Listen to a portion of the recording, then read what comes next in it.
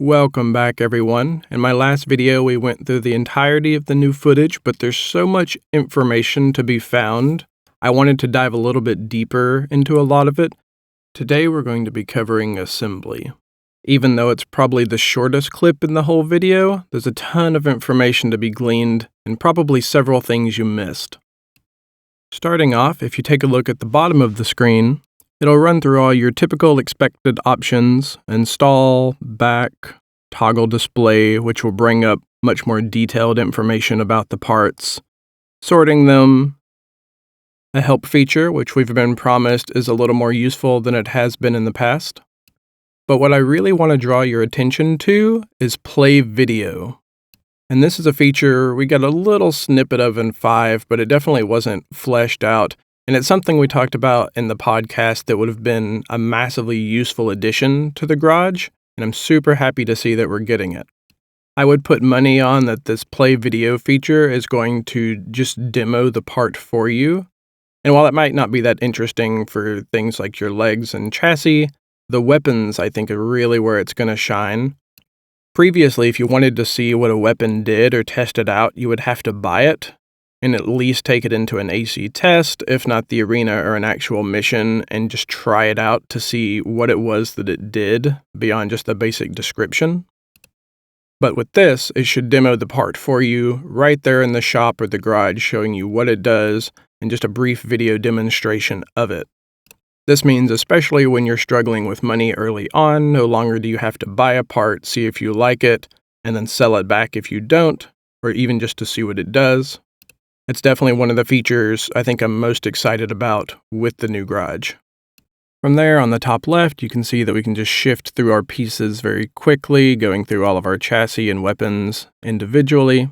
In some of the previous games, you would have to go and select your weapon or legs or whatever it may be, and then kind of jump out of that menu and into a different piece. In the later generations, they did streamline it a lot more like this, but this is probably the cleanest it's looked. We also see that they've gone back to just having this plain background with nothing in it. What we don't know is if this is just a mid-mission garage, or maybe I should say assembly menu in this one, or if the actual regular assembly is going to be like this, and it'll just show your AC kind of floating. Especially in 5th generation, you would move into this hangar area, and you could customize your hangar, which was a lot of fun as well. And it's possible that's still the case, and this is just your mid-mission garage. They have confirmed that you can change your AC's parts mid-mission, either when you die or potentially at some of the checkpoints. We don't know on that front. Moving on from there, we do see the laser dagger, which we'll see later as the gameplay shifts to this orange-red lightweight AC. We, of course, get our attack power. We get impact, which I imagine is going to be how much damage that particular weapon will do to the posture meter of enemies. And then we also get consecutive hits, which is pretty much entirely new for melee in this AC. The only thing we've gotten close to multiple hit melee weapons would be the double weapon arms, especially in Verdict Day. It did have a 3-hit combo, but especially as just a single weapon, we definitely didn't get anything. And it also talks in the description about it having a charge-up attack, and they've alluded to that a few times in previous interviews and things, but we do get to see that in this trailer as well. Then you have weight, which your weight capacity is typically determined by your legs. So your legs will hold the weight of everything on your AC, excluding the legs themselves. And so heavier legs will have higher weight capacities. And that is typically what has determined which weapons and parts you can hold, as well as how fast you go. The weight of your AC will play a big role in how quick your AC is, how fast your boosters are, and other things of that nature. And lastly, you'll have your EN load, which has been a thing in the past too. You can't have parts that drain more energy than your generator is able to put out. And it's never really been an issue in the later generation games. But at least early on in the videos we get from the garage in this one, it seems like it might play a bigger role. And one thing to keep in mind too is if your generator has a fairly high output, but you have really draining parts, it does adjust how fast your energy gauge will recover. The higher you can get your energy output over what your parts are draining, the faster your energy gauge is going to recover, the easier it's going to be to move around and boost, or use other energy weapons. You'll also notice that there are 2 options for guns down below the laser blade and laser dagger. And while we expected we could dual wield guns on our arms, we haven't actually seen it in gameplay. There's always been a left-hand melee weapon, and so it is confirmation that we can dual wield firearms on our arms. From there, we'll move up to the right shoulder part. It will take us through a variety of missile choices, with your main stats being attack power, impact, again the damage you'll be doing to that posture meter.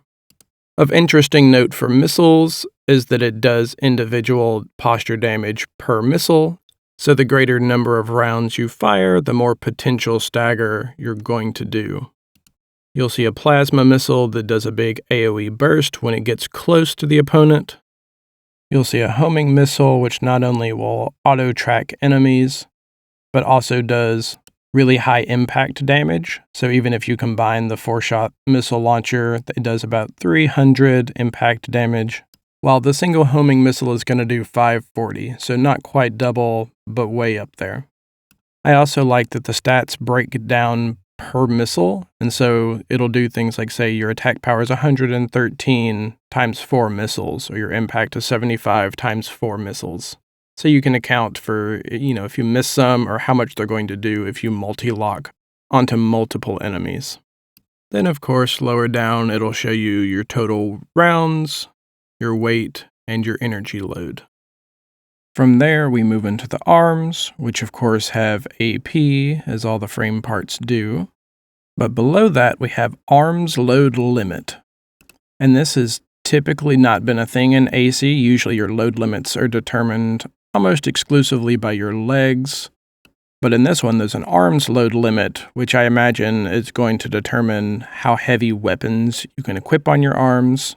And there's definitely interesting connotations there with what you could be able to equip as a lightweight AC, how heavy of weapons you could actually put on there, what you can put in your back carousel slot.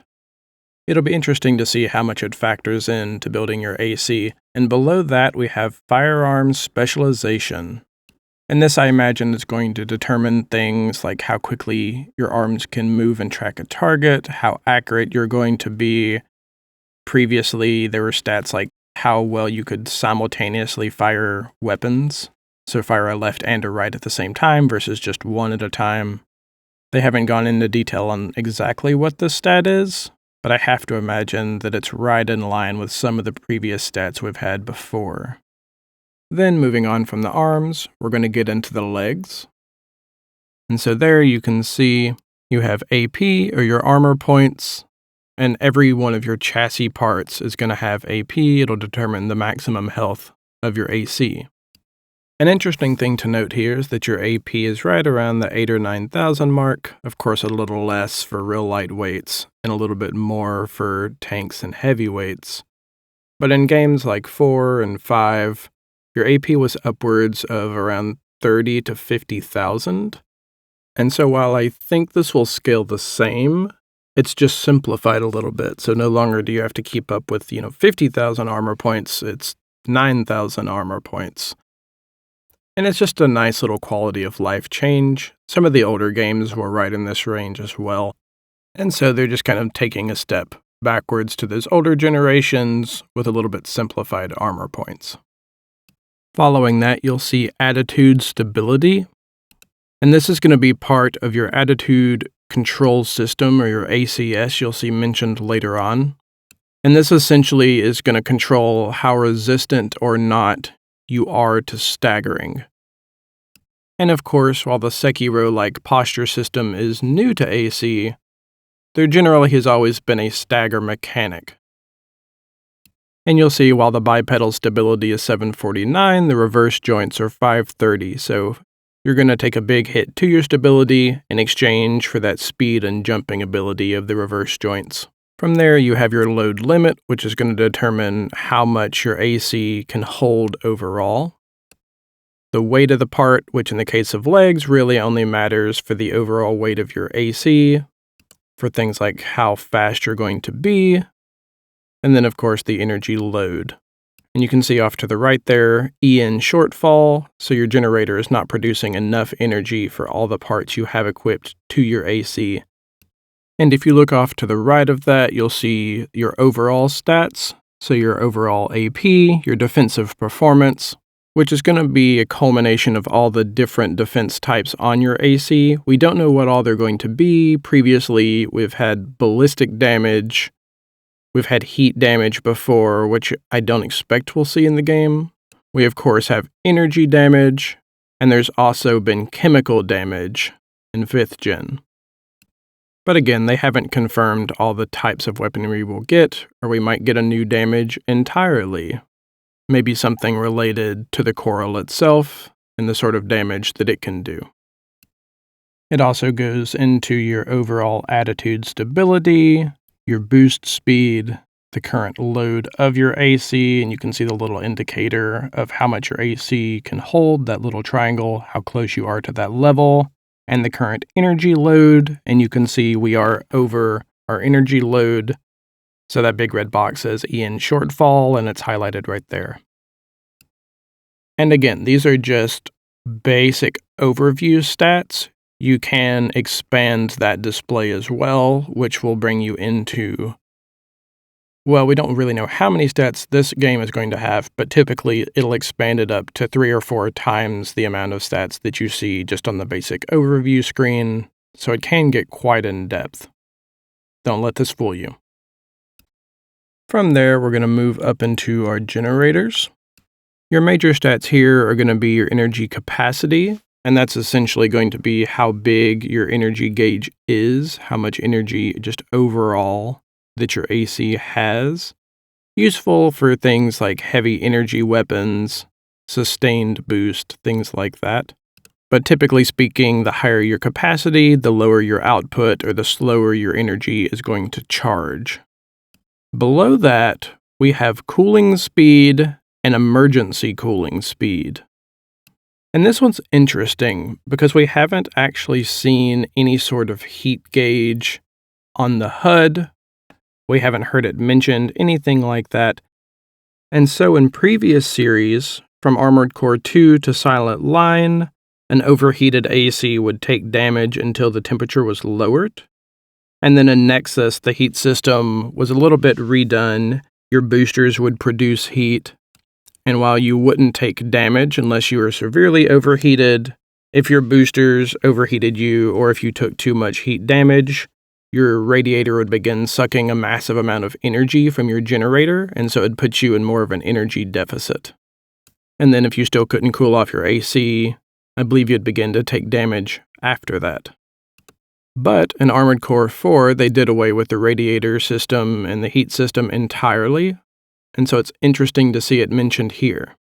While we don't know entirely what it does, we know that we don't have a heat gauge on the HUD, and so I doubt it's related to taking heat-related damage. We know that for our posture meter, we have the attitude control system and related stats for that, so I'm sort of doubtful it's related to breaking posture. So that leaves your energy usage and your boosting.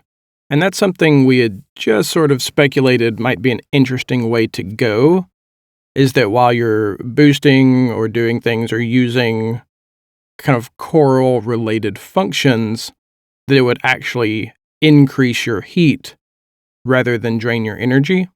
And while obviously I don't think that is fully the case here, I do think there's an argument to be made before we have more details that it's going to be related to that system. And it makes sense with coral being such a volatile substance and really the entire, kicking off point of Armored Core 6. It's very explosive. There's a ton of energy there. It makes sense if you're using it in the function of your AC that it might produce a lot of heat. So until we know more, that's my personal running theory, is that it's going to be related to your energy usage and your boosting and things like that.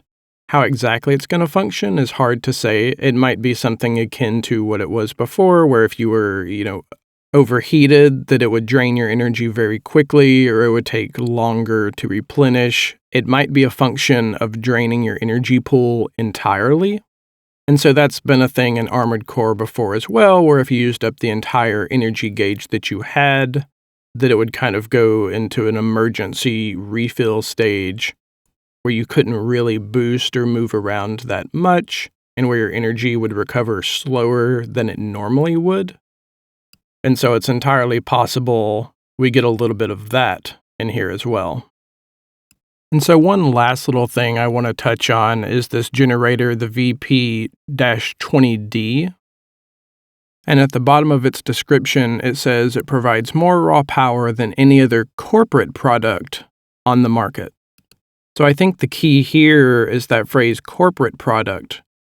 So previously, all of your parts, for the most part, have come from large corporations.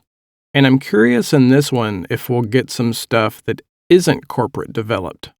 Whether that means it's developed by the native, inhabitants of Rubicon, these arms dealers, RAD, if they're going to count them as one of the major corporations or not, if there's technology developed by specific other pilots or handlers.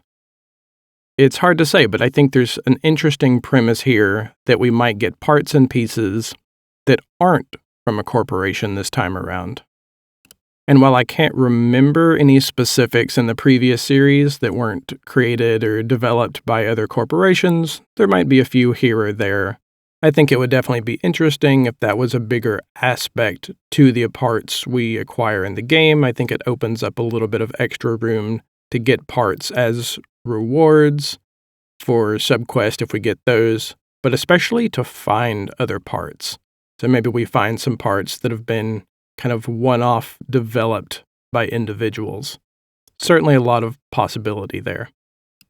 And so from there, we're going to move up into our general assembly overview. And throughout this, you'll hear me refer to the assembly as the garage or the hangar, things like that. There's been various iterations, but it's always been the place where you assemble your AC.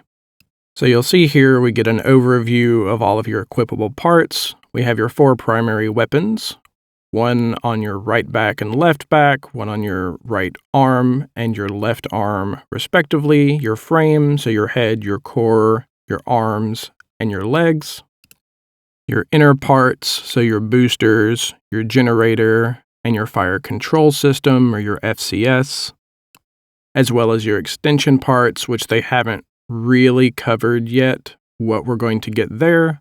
We could speculate it might dive into different shields, your primal armor. We've always had some missile control systems that helped with targeting and firing missiles that were incoming at you, pieces related to energy or upping the damage of energy weapons, all kinds of stuff and possibilities for that extension slot. It's interesting that they haven't really showcased it yet. I bet we're going to get some really cool stuff in that spot. But for now, we're just going to have to wait and see on that. So, of course, the interesting part about this one is the pieces that we don't have in the assembly. And so Armored Core has a long history of having a very complex and in-depth customization system. They've said that they're really going to try to bring that to the forefront in this one, though it might be simplified for the newcomers of the game. And looking at this, the combining of the radiator into your generator, and then the stripping down of some assembly pieces that we've had before, it definitely does look like it's been simplified some. I'm hoping that means that the parts that we do get will have a ton more options. We've always had a lot of options, but I'm hoping they just really dive into it and give us a ton of options for each individual piece of our AC. So confirmed here are that we only have one set of boosters, and that's come and gone throughout the series. Sometimes you would have things like back boosters and side boosters, over boosters that all functioned individually of each other, and so you could tweak that a little bit on how quick you wanted to move backwards versus forwards, if you wanted to focus on your side-to-side quick boosts for dodging or have sustained flight.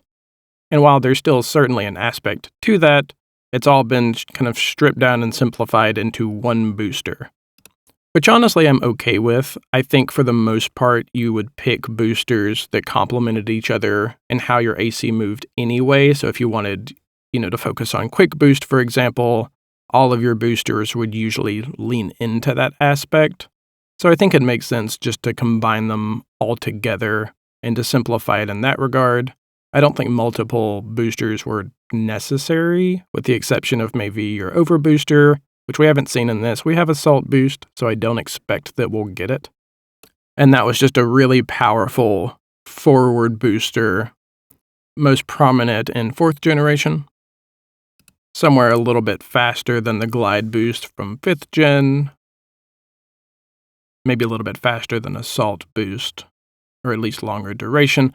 But I think it's good that they've stripped down the boosters and simplified it into just a single one.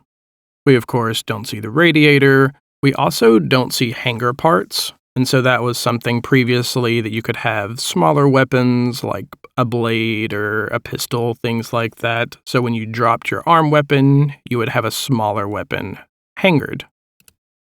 Though, even though we're not getting a hanger system, we know we're getting the back-mounted carousel system from 5th generation. So you can see here a gun on your upper left corner.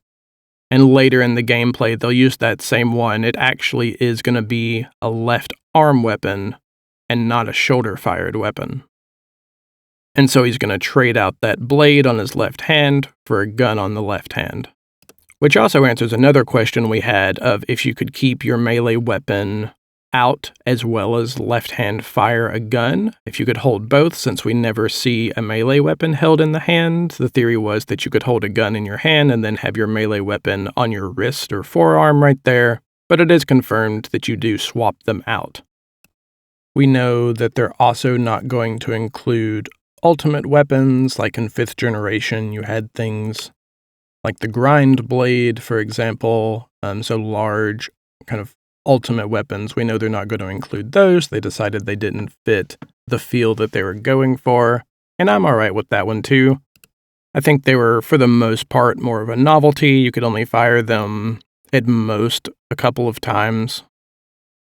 And while it was a lot of fun to blow up a couple of people with one giant missile, I think it maybe is for the better that we don't have the ultimate weapons in this one. At least on this screen, we don't see any option for stabilizers, and that's something that was really prominent in 4th gen. So if, for example, you had a really heavy right-hand weapon, you could add some heavy stabilizers onto the left side of your AC to help balance yourself. Or you could intentionally weight your AC in one direction to increase movement forward as opposed to backwards, for example. And they were just kind of aesthetically pleasing as well, so it added just a little bit more customization to the body of your AC. And while we still potentially might get them, it's certainly something they haven't shown us. We haven't seen any in any of the videos, and we don't see it here in the garage, so I'm not actually expecting stabilizers. Another thing we don't see here, and that we haven't really gotten a look into, is potentially tuning your AC, and so that's gone through a couple of iterations as well. So in AC4, you could go through in your garage and tune the individual parts of your AC, so if you wanted a higher weight capacity, or more energy, better firing stability, better shields and primal armor, things of that nature, you would get a certain amount of points to allocate into tuning your AC, and then once we moved into 5th gen, you would be able to tune parts as you bought them, which I wasn't a super big fan of. I prefer the kind of in-garage tuning you get in the 4th generation, but in the 5th you'd be able to tune parts for things like power or accuracy as you bought them. And while it's certainly possible that we still have some sort of tuning in here, again, it's another layer of depth and customization. It makes sense that it might be something that they strip out to simplify everything, especially for new people coming into the series. I'm not super happy if they got rid of tuning entirely. I do like the aspect of it. I think it adds just a little bit more customization in how you play. And we don't know that they got rid of it yet, but we certainly haven't heard it mentioned, and we certainly don't see it here. From there, we're going to get our first look at painting and changing AC color. Though they don't show us exactly how it's done, they have confirmed there's a little bit more option in it, and that we can do things like weathering, changing the luster of it, reflectiveness. So a lot of more interesting customization in regards to that. And we do see later on that you'll take a little bit of battle damage as you're being hit too, so some great detail there. You'll also see down towards the bottom that they add in a view mode, so being able to look at just your AC without the menus and things in the way, as well as just the option to change your AC name, which has always been the case. And it's not shown here, but I imagine we'll also get data slots to be able to hold multiple AC schematics and load them, exchange them. They have confirmed being able to trade AC schematics, and so it's not shown here, but we definitely have that option. Potentially not mid-mission, though.